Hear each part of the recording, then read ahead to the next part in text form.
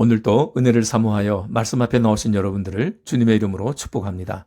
오늘은 고린도전서 7장 29절에서 31절까지로 끝에서 오늘을 보는 지혜라는 제목으로 말씀 증가하겠습니다. 영화 버킷리스트에서 시한부 인생을 선고받은 노년의 두 남자가 죽기 전에 하고 싶은 일들을 실행하기 위해 온 세계를 다닙니다. 그 중에 하나가 석양이 지는 피라밋을 바라보며 장엄한 기쁨을 맛보는 것입니다. 거기서 모건 프리먼이 잭 니콜슨에게 말합니다. 이집트 사람들은 죽음에 대해 이렇게 생각했다.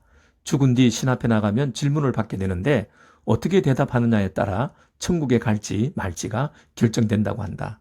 그 질문은 너는 인생을 살면서 기쁨을 찾았는가? 그렇다면 너의 인생이 다른 사람을 기쁘게 해 주었는가? 두 사람은 대답하지 못합니다. 니콜슨은 자신만을 위해 살았고 프리먼은 자기 가족만을 위해 살았습니다. 세상 사람들은 모르는데 성도들만 아는 것이 있습니다. 예수의 부활과 재림입니다. 이것은 기독교 신앙의 대들보와 같습니다. 이것이 무너지면 기독교의 모든 것이 무너져 버립니다. 주님은 죽음에서 부활하셨고 세상을 심판하시려 다시 오십니다. 주님의 부활은 종말의 시작이고 재림은 종말의 완성입니다. 우리는 지금 이 둘 사이에서 살아가고 있습니다. 죽기 전에 주님의 재림을 볼 성도들도 있지만 보지 못하고 세상을 떠나는 성도들도 있습니다. 그러나 모두 세상을 떠나는 날에는 주님 앞에 서야만 합니다. 그때 주님이 무엇을 물어보시는지 마태복음 25장에서 예수님이 비유로 보여주셨습니다. 마지막 심판 때에 임금이 모든 사람들을 오른편과 왼편으로 구별해 놓고 똑같은 질문을 합니다. 먼저 오른편에 있는 자들에게는 영원히 복받을 자들이여 너희는 내가 줄이고 목마르고 헐벗고 병들고 나그네 되었을 때 나를 돌봐 주었다. 그러니까 그들이 언제 우리가 주님에게 그런 일을 했습니까? 라고 하자 주님이 이렇게 말씀하십니다. 내가 진실로 너희에게 말한다. 너희가 여기 내 형제 중에 지극히 작은 자 하나에게 한 것이 곧 내게 한 것이니라. 왼편에 있는 자들에게 저주를 받은 자들아 너희는 내가 줄이고 목마르고 헐벗고 병들고 나그네 되었을 때 나를 돌보아주지 않았다. 그들도 똑같이 물어봅니다. 우리가 언제 주님을 보고도 그런 일을 하지 않았습니까? 주님은 같이 대답하십니다. 이 지극히 작은 자 하나에게 하지 아니한 것이 곧 내게 하지 아니한 것이니라. 주님은 구원받았는지 받지 않았는지를 묻지 않았습니다. 나를 사랑하느냐도 묻지 않았습니다. 대신 다른 사람에게 어떻게 해 주었느냐를 물어보셨습니다. 믿음이나 사랑은 보이지 않습니다. 그래서 주님은 뒤집어서 눈에 보이는 것으로 물어보신 것입니다. 보이지 않는 믿음을 뒤집으면 순종이라는 행위로 나타납니다. 하나님 사랑을 뒤집으면 보이는 이웃 사랑으로 나타납니다. 주님의 질문을 영화 버킷리스트식으로 바꾸면 너는 예수 믿고 구원받은 사람으로 세상에서 기쁘게 살았는가? 예, 그렇습니다. 주님, 그러면 너는 내가 구원해준 인생을 살면서 다른 사람을 기쁘게 해주었는가? 여러분은 뭐라고 대답하시겠습니까? 하나님을 위해 살았다는 것을 이웃사랑으로 검증해야 합니다. 예수님은 율법에서 제일 큰 계명은 하나님을 사랑하고 이웃을 사랑하는 것이라고 하시면서 이 둘은 크기도 무게도 똑같다고 했습니다. 그래서 지극히 작은 자 하나에게 한 것이 곧 예수님에게 한 것이 되는 것입니다. 우리는 세상에 사는 날이 아직 많이 남아있고 세상은 없어지지 않는 것처럼 착각하며 살기 때문에 마지막 날 주님이 하실 질문 따위에는 생각하지도 않습니다. 오늘도 우리는 해결해야 할 많은 문제 앞에 놓여 있습니다. 그것을 죽음 앞에서 생각해 보면 길이 보이고 답이 나옵니다. 내일 죽는다고 하면 오늘 그 문제를 어떻게 처리할까? 내가 포기하지 못해서 고집하는 것들이 정말 영원히 붙들어야 할 가치가 있는 것인가? 이것은 주님이 기억해 주실 만한 일인가? 주님이 잘했다고 기뻐해 주실까? 수학 문제가 풀리지 않을 때 정답지를 보고 문제로 가는 식을 만들 수 있습니다. 답에서부터 문제로 길을 찾아가는 것입니다. 마찬가지로 인생의 마지막 죽음에서 바라보면 오늘 문제를 해결하는 길이 보입니다.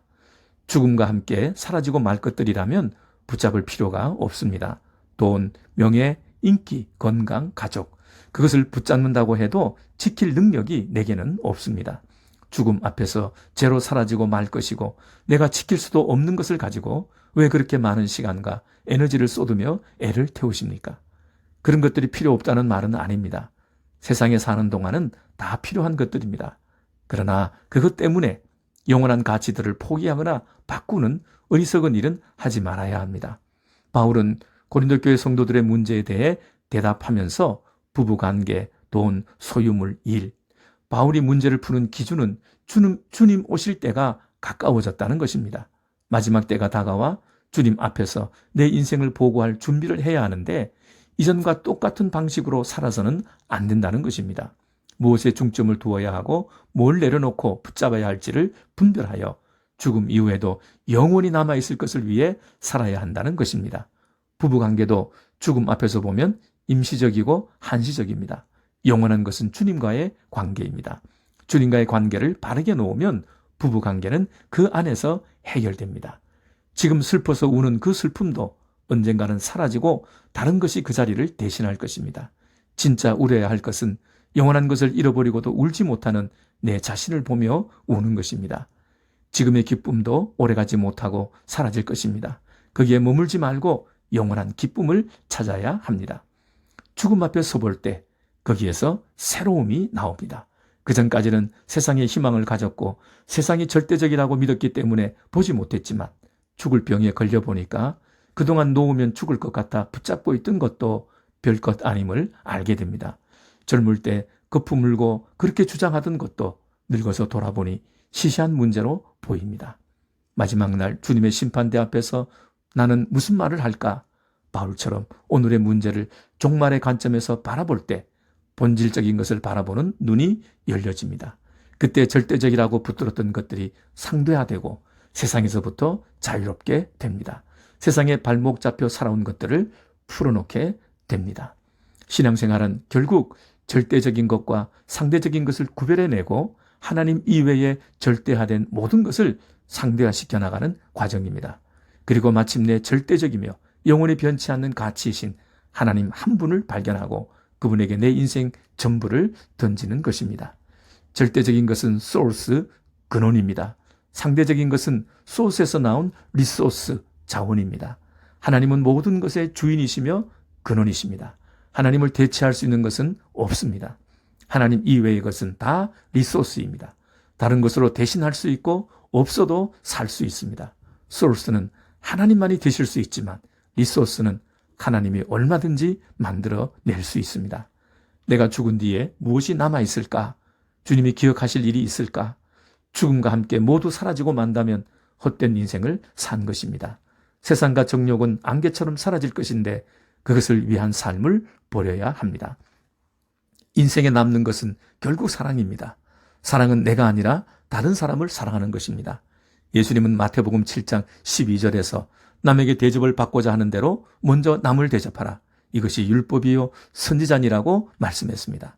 진정으로 나를 위하여 내게 복이 되고 영원히 사는 일은 지극히 작은 자 하나일지라도 다른 사람의 기쁨을 위해 사는 것입니다. 그것이 곧 주님을 사랑하는 일입니다.